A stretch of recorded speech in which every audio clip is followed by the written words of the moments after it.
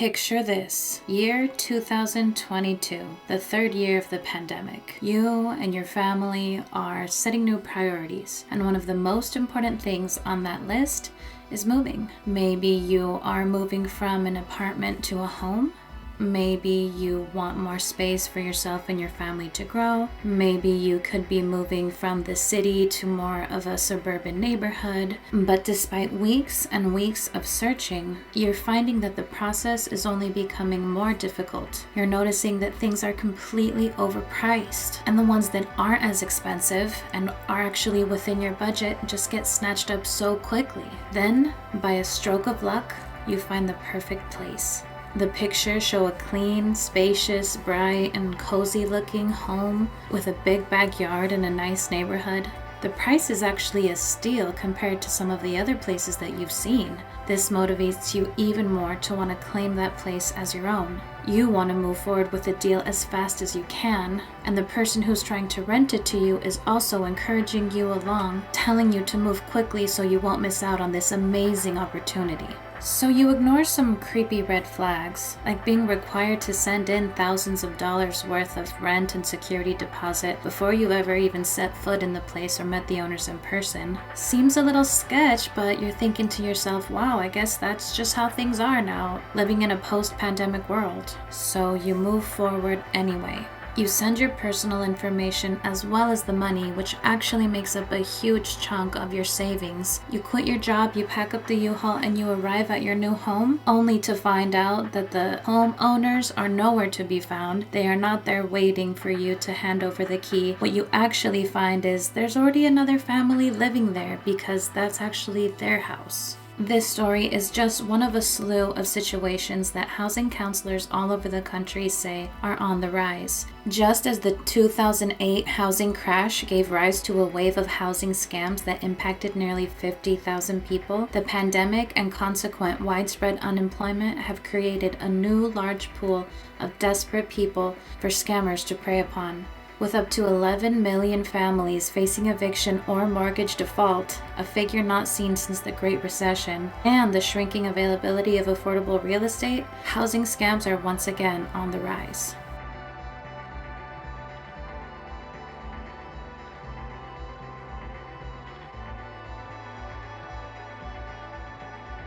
Hello everyone and welcome to my channel. My name is G. On this little piece of the internet, I like to talk about shady business practices, such as the manipulative and deceitful tactics of MLMs, which are multi-level marketing companies. Today, however, I want to talk to you all about a special set of scams. These would be scams you find on the housing market. Now, as you may know, I am a commuter, and it is something that I have been hoping to change for quite some time. So after becoming disillusioned with the home buying process, I thought maybe renting closer to where I work is going to be the option for us after all. Unfortunately, the housing market is so horrible that not only will you probably not be able to purchase a home fairly, but you probably can't even rent a place without being the target of a scam. So in today's video, I wanted to share some of these scams with you all. Towards the end of the video, I'm going to share with you some of my communications when I unwittingly responded to scam listings. And I also want to go over some other examples where we can just analyze and see what the red flags are. So I hope you like it, and if you do, then leave me a comment or a like and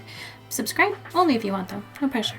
Now first, let's go over the different elements of a rental housing scam. This guy on Reddit actually summed it up pretty nicely, so we're gonna go ahead and just read that.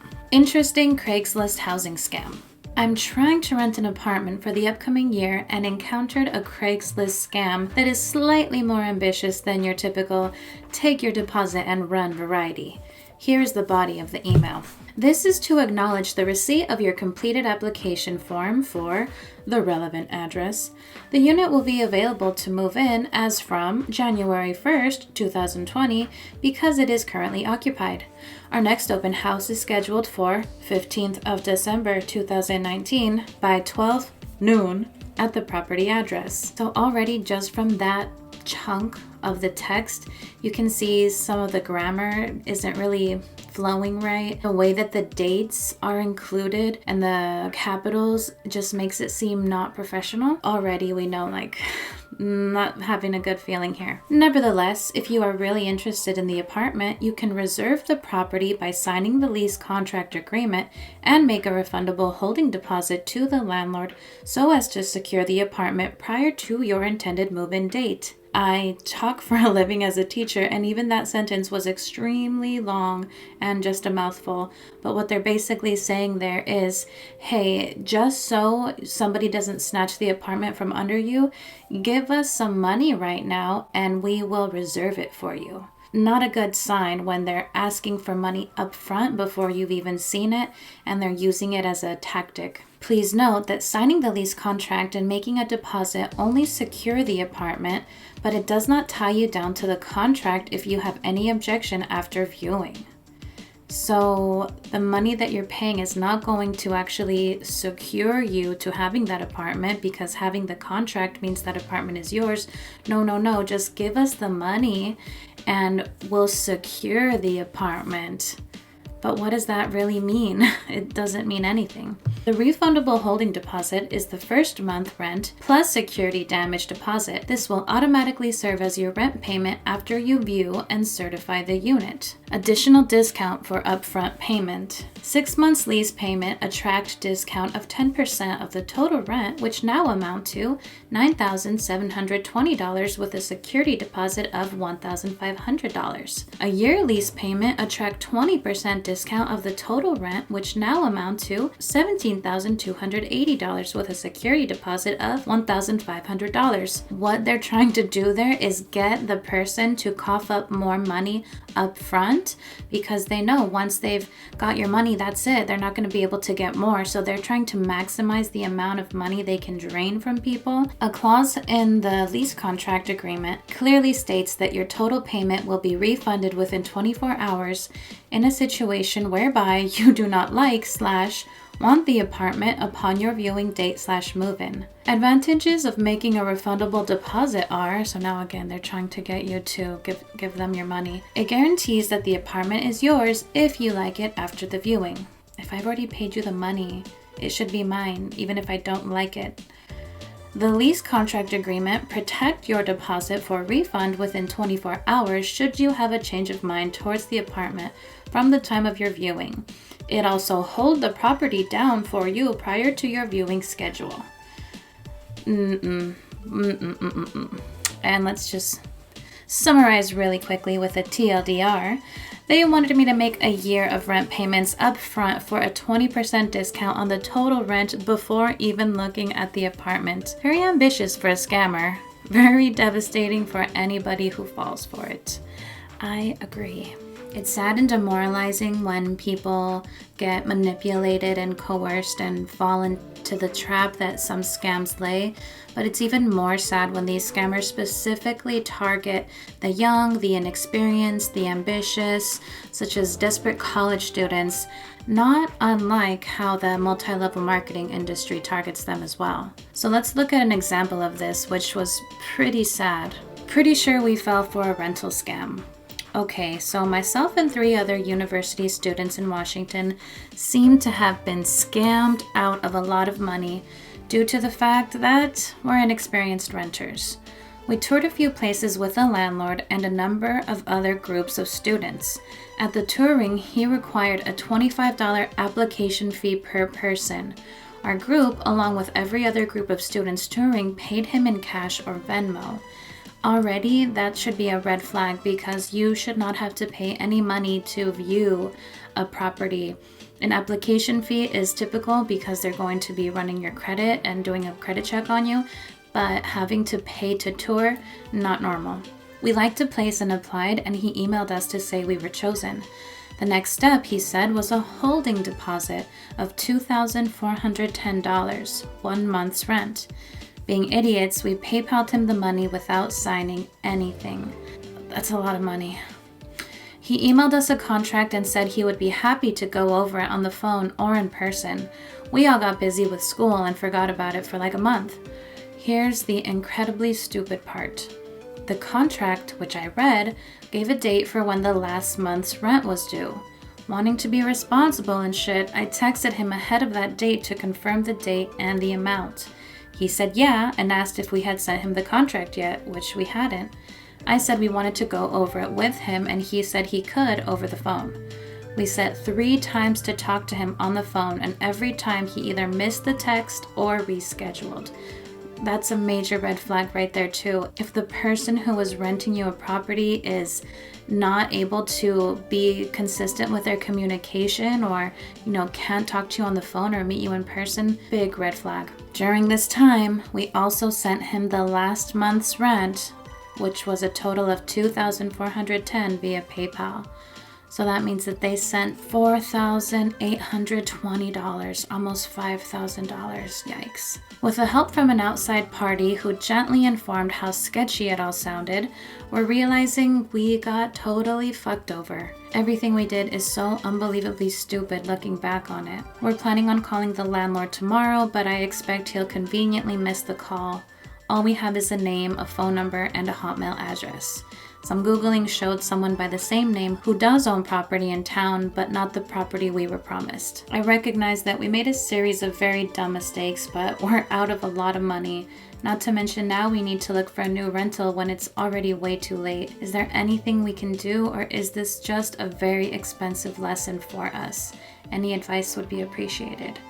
Oh gosh, that is really, really messed up. And it's just really messed up how the scammers specifically target this demographic of people, knowing that they are going to be inexperienced and easily manipulated into giving money over and believing lies. So lastly, I want to show you all a posting that was put directly on Zillow, apparently. Yeah, Zillow, the website that has over 36 million unique monthly visitors. It is a hoot. Please read. Oh, and before we even get started, let's just note that it's had 902 views and it's been saved 90 times. Please read entire 5-paragraph description below with all non-negotiable terms first before reaching out. Already we're off to a horrible start. You're telling me I have to read and agree with all of these non-negotiable things before I can even reach out to ask you any questions. No, I'm not going to agree to not negotiate if I haven't even had the chance to talk to you about it in the first place. But it wouldn't be fun if we stopped reading right there, so let's go forward. This beautiful home that has been reduced in price for a first-time buyer for a cash sale of $26,000. $26,000, come on. Come on. I'm selling my home inexpensively because my family own many properties across the country. A few times a year, we sell one or a few of our homes to first-time buyers for under $50,000. This is done as a tax write-off for us. Look how they spelled write-off. Yeah, that seems legit. And to bless a family or individual that needs it. And as being a first-time buyer, may not be able to get a home otherwise. I am not interested in hearing from anyone with representation or anyone that has previously owned a home. So no realtors, no lenders, no investors, no wholesalers, no attorneys, no third parties, and no one that has ever owned a property. First-time buyers only. Yeah, that's so suspicious that they're saying, if you know anything about the home buying process, stay away. I only want to deal with someone who knows jack shit so I can take advantage of them. Also, this home is occupied by tenants until the 19th of October. They've purchased their own home and are in the process of moving, but due to their lease, we must give 6 days notice before a person can see the inside or do a walkthrough. I are not giving that notice until a person interested. Yeah, we gotcha. And I hope nobody fell for that. I really hope nobody fell for that. But painting themselves to be so benevolent and philanthropic, is that how you would use that word? And just, we just have so many houses all over the country. We just like giving one away each year. You know, it's a tax write-off for us. Yeah, right. The sad thing is there are so many rental and housing scams out there, and I'm sure we'll only see more and see these scams become increasingly sophisticated as we continue to navigate this post-pandemic world and our ever-increasing use of social media and contactless transactions and the such. What that means is we consumers need to make the time to do our due diligence and research things, especially when it comes to money, so that when we're going into these business transactions, we're making the most educated choice possible. The more we are aware, the more that we can personally avoid falling into one of these scams, and then the better we become at spotting these scams and helping our friends and family members avoid falling into them as well. I just shudder to think about how many times somebody has found a scammy listing but couldn't see it for themselves and texted it to their friends saying, "Oh my gosh, look at this amazing place that I found and it's such a good price." And the friend also not being aware that it's a scam saying, "Oh my God, get it girl," or something like that. Don't you think that's happened? I do. So we also need to do a better job of not only looking out for ourselves, but looking out for the people in our community. So here's what the FTC recommends for avoiding housing scams. Do an online search of the rental company. Enter its name plus words like review, complaint, or scam. If you find bad reviews, you may want to look elsewhere. Got a good vibe? Rental home listings may appear in several places, including rental company websites and online listing services like Zillow, Trulia, or Craigslist. If you see a rental company's listing on one of those online listing services, do a search of the home's address to make sure it appears on the rental company's website. If it doesn't, it may be a scam. Compare prices. Is the rent a lot less than comparable rentals? That could be a red flag. Take a tour. Ask for identification. Rental agents should have photo ID badges issued by the company that owns or manages the property. Nothing sketchy yet? Apply through the rental company, licensed real estate professional, or listings website. Before you sign a lease, look for signs at the rental with the name of the property owner or manager. Call that company before making a deal with anyone. Never pay with cash, wire transfers, or gift cards. If anyone tells you to pay this way, it's a sure sign of a scam. Wiring money is like sending cash. Once you send it, you have no way to get it back. As for gift cards, they're for gifts, not for payments. If you spot a rental scam, report it to local law enforcement and the FTC, and I will put that link below. But before we go, I want to share with you all 2 times that I'm pretty sure I replied back to a scam posting. So here's the first one. "Hello, my name is G, and I'm writing in response to your ad on Craigslist for the 1-bedroom condo at such and such address." And then I put some information about my husband and I, where we live, what our jobs are, and mentioned that we have excellent credit and references and we're clean, good people. I was really trying to sell us in that first initial email because the price was so good. It was such a good neighborhood, and I really wanted them to be impressed. Let me just stop and add some context here, because even though housing prices have been steadily increasing for the last decade, I'm sure there are still going to be some people that hear that price, $2,200 for a 1-bedroom condo, and think, what the heck? And yes, it still is overpriced, but relative to the area where we were trying to live in and keeping in mind the neighborhood, this unit was actually a 1-bedroom, 1-bathroom, standalone condo. It didn't have any shared walls. It had a yard in the front. It had a driveway with a 2-car garage. And that was another thing that drew me to this place, because that's another thing that we really want, is to have a 2-car garage so we can store our cars and protect them from the elements. So now reflecting on it, obviously everything was way too good to be true, but just wanted to clarify, because yeah, $2,200 is a lot of money, but relative to everything that they had tried to make potential buyers believe, it was reasonable.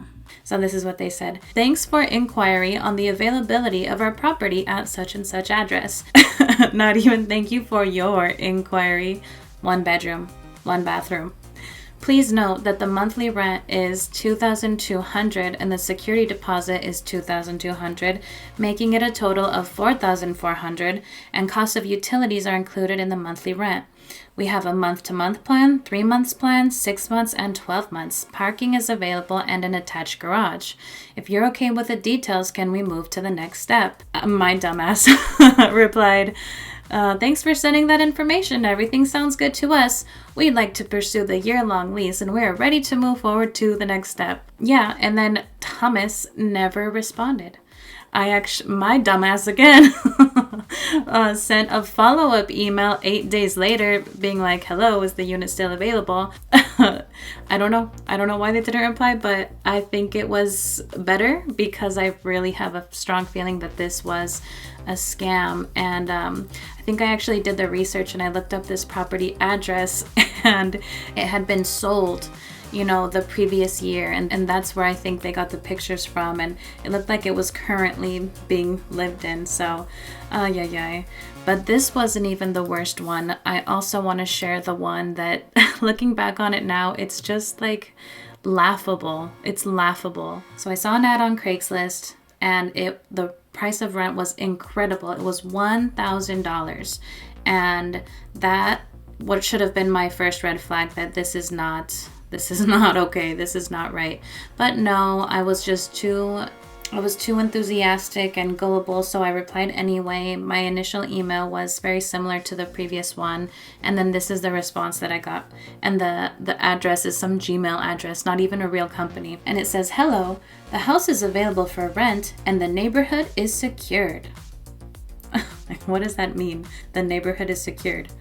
The month rent including utilities, rent $1,000, security deposit $1,000, refundable after lease period as long as there are no damages on property after inspection. And then it has the information about the actual unit. Pets are allowed as long as they are not destructive. And I think they put that in there also to entice people because it's really hard finding somewhere that takes pets. So if they're saying pets are allowed, it's going to make more people want to respond. And then this is where it gets really, really fishy. Just to let you know, before we move any further, I am currently in Naval Air Station, Pensacola at the moment. I would be working here for the next few years. I personally own the house, and my initial plan was to sell the house and buy another house over here, but the agents were not honest with me. They took advantage of me and the previous tenant by getting higher rent from them and never did deliver the money to me, so I have decided to handle it by myself, and the agent will leave the house immediately as soon as I get a good tenant with good credits so that people will stop contacting them. There's no period in there. That is a whole long run-on sentence with just way too many issues and red flags.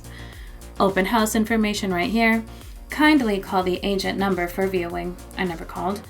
And then now it gets even more creepy. Tell the agent you would like to view the available house, that you are interested in the house. The agent is not aware I post the lease on Craigslist. Also not aware I changed my mind to handle the lease myself. I'm trying to avoid the extra commission to be paid by my tenant. Don't tell the agent you want to rent it. Tell the agent you are interested in checking the house if it's okay for you. I don't want the agent involved in the lease. It will attract an extra commission to be paid by tenant.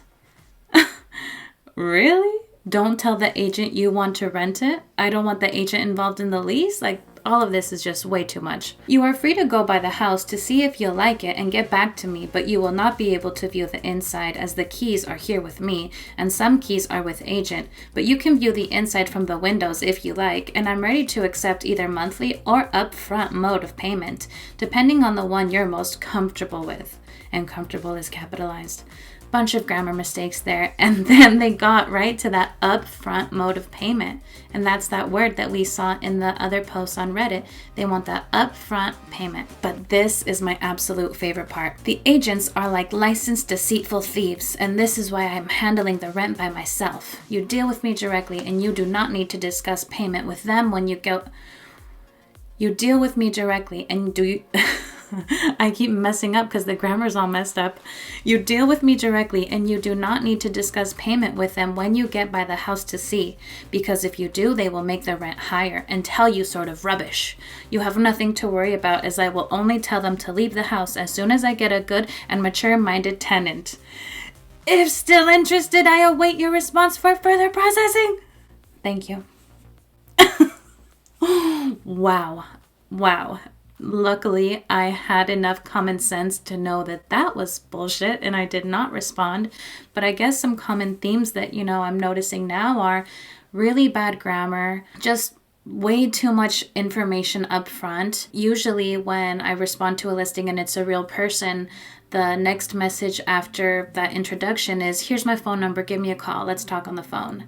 It's always felt like people just want to talk to you, get a sense of how you are, and then on the phone, that's where I get all the details that they're, mentioning. Also, this whole idea about upfront payment right now, clearly a red flag.